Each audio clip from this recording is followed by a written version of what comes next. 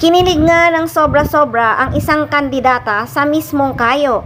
Nakalimutan ang poise niya nung kinantahan siya ni Paolo Abilino.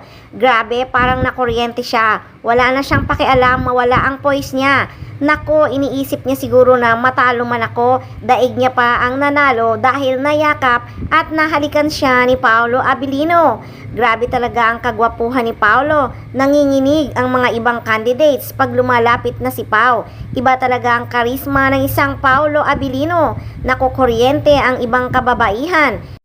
Biro mo ngayon, di niya napigilan ang sarili. Kilig na wala ang poise na isa siyang kandidata. Nako, panalong-panalo na daw siya. Nahalikan at nayakap niya si Paolo. Di talaga niya napigilan ang sarili. Ha ha ha.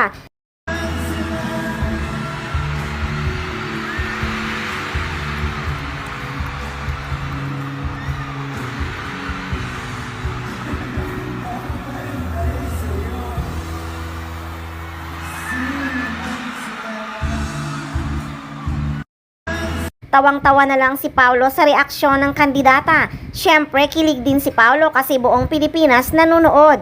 Kitang-kita na sobrang kilig ang kandidata. May nakapagsabi tuloy na, "Oy girl, ingat ka, baka mabiktima ka din ng karisma ni Paolo Abilino.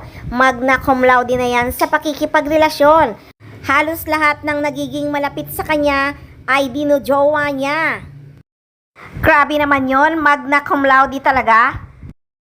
Kaya napakaraming nag-comment, "Ingat ka girl, baka mahook ka sa ngiti pa lang ni Paolo Abilino." Iba talaga ang karisma.